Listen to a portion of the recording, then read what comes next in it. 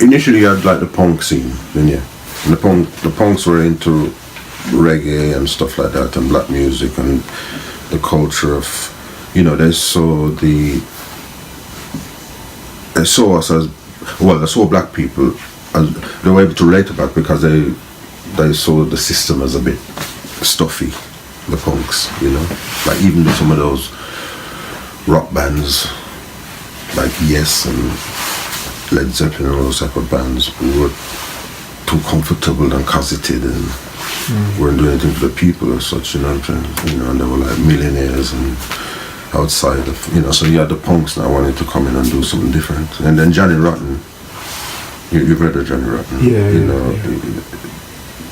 He used to walk around with a steel post badge or such, But what exactly, there's a lot of racism there. We still have a lot of racism. And I can't remember exactly what kicked it off. But I know there was a movement at that time, which was, what year was that now? That was like late 70s, early 80s. And I think it was around the time as well, actually, when you had the Soslo. The Soslo was about when they used to pick up black people for no reason at all, and so on and so forth. And, one thing led to another, and I guess certain people felt some way about it, and the Rock Against Racism thing, took off.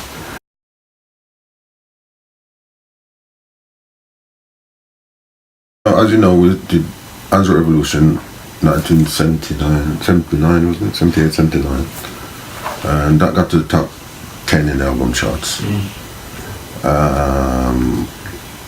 That was our biggest album, actually. That was the first album. That was the biggest one. And then we did another one called Tribute to the Martyrs. And then True Democracy. And the last one I think was called... No, the third one was called Quote, and the last one was called True Democracy that I did. I did 4 albums with the band. The first one, we had sold quite well, pretty well, all around the world. We got a silver disc for that. Answer Revolution. And the others weren't as popular, but there was a lot of politics in the band then, and we weren't functioning in the way we should have been functioning.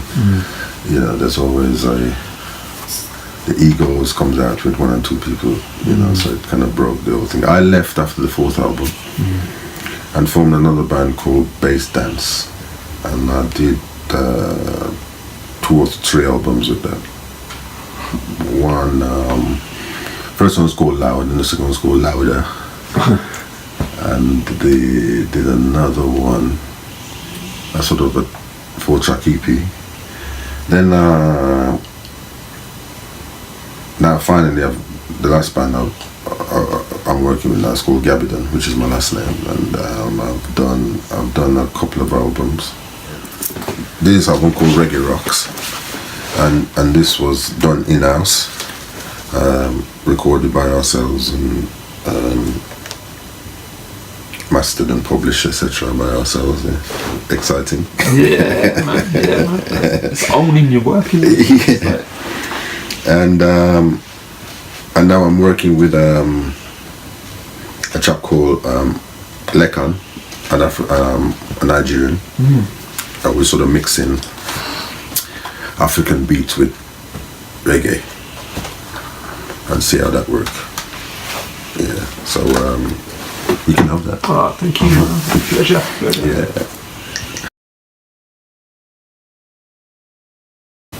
Well, when I was in my teens, I thought, what can I do for the world? What can I do? How can I make a change? How can I help? In what am I here for? What are we here for? So I thought I could go, could get a backpack and tour Europe, hitchhike around Europe and learn more about people and so on. So then I I thought, no, that might be a bit tough, me and my own. And so I thought, why don't I just form a band and travel the world that way? Form a band, become famous, and travel the world that way. Wow, yeah. It sounds nice and easy, doesn't it? Why doesn't everybody do that? But you get paid to travel. You get paid to travel, and you don't have to.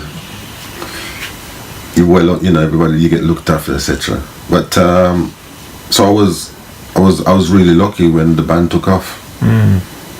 And David, we were in the same school. David, Hines, Selwyn, and Fanta Martin was in a different school, and Ronnie was at.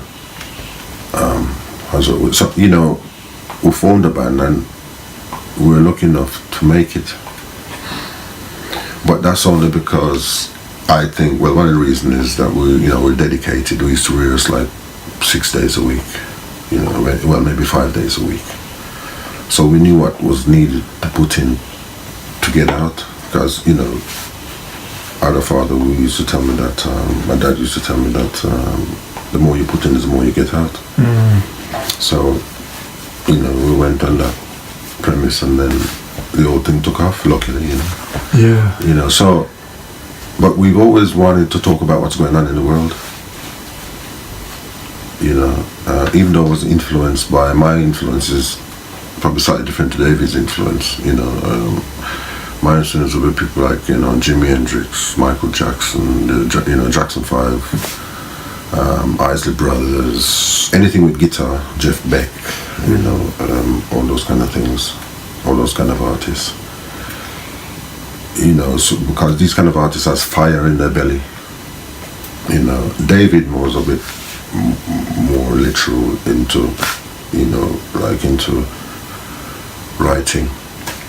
We both went to art college, Bourneville Art College, and studied art.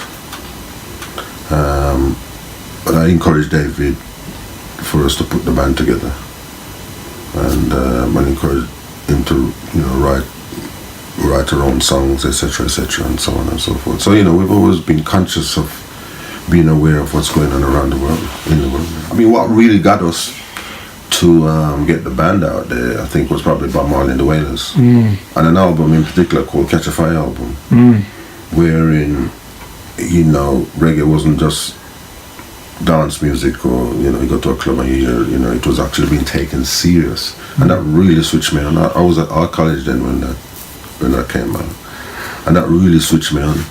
To say, oh great, they're taking it serious. Let's try and go out there and do it. And Bob was talking about consciousness.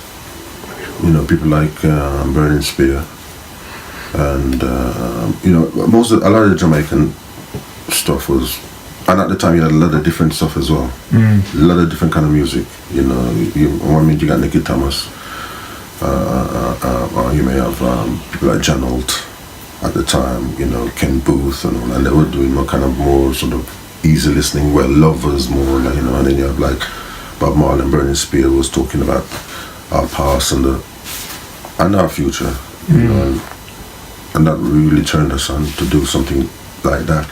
I mean, at the time as well in Answorth, there was a lot of violence at the time, people fighting each other in blues and stuff like that, and then Rasta came about and just changed up the whole dynamics. Within the area. At the time, as I said, you had the sus law, where there was a lot of racial discrimination from the police.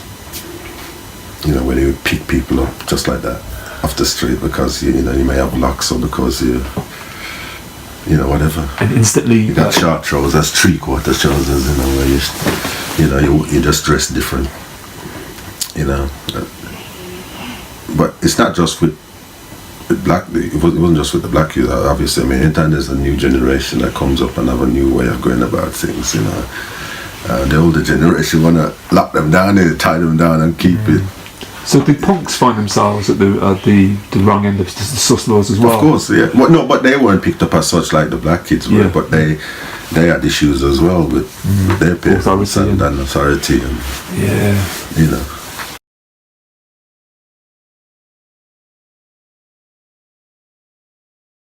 I mean, I'm from the Star Trek world.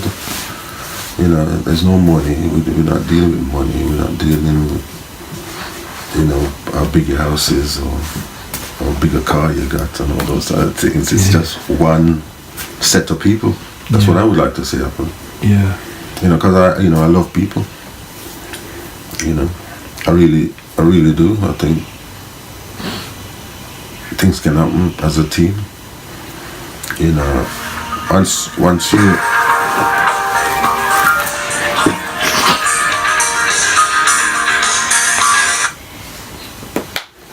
know, once you start dividing yourself and thinking you're better than, you know, there was a song by the Gladiators, I think it was Gladiator, oh mighty diamonds, my brother mighty blood, you know, no man's an island, no man stands alone. It doesn't work. It does not work. It's got to be a team effort. You know, it's just like you have your family and you teach your family. And you know, if you left them to their own resource, chaos. You know, just nothing happens properly. So we need to work together at all times and look after each other, love each other, and you know, like one big village. That's how I see it. You know.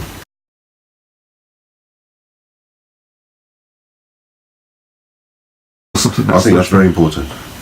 Very important, because I had a good music teacher who helped me. As I said, he used to take us to the symphony or town hall, I mean. Yeah. And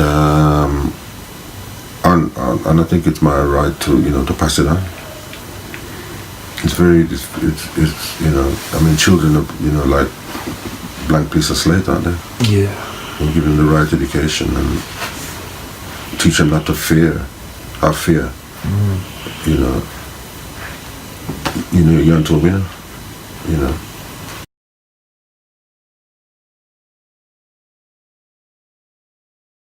Yes, love music, hate racism. Yes, big it up. Yes, what message would you like to tell people then, and the general public? Any messages at all? Come to the show and bring some money with you and see what we can do with passing on the education, forwarding the education, and everything costs a little bit of cash. So, you know, we need support. We definitely need support, and your support is more than welcome. And keep supporting. Never say die and never give up.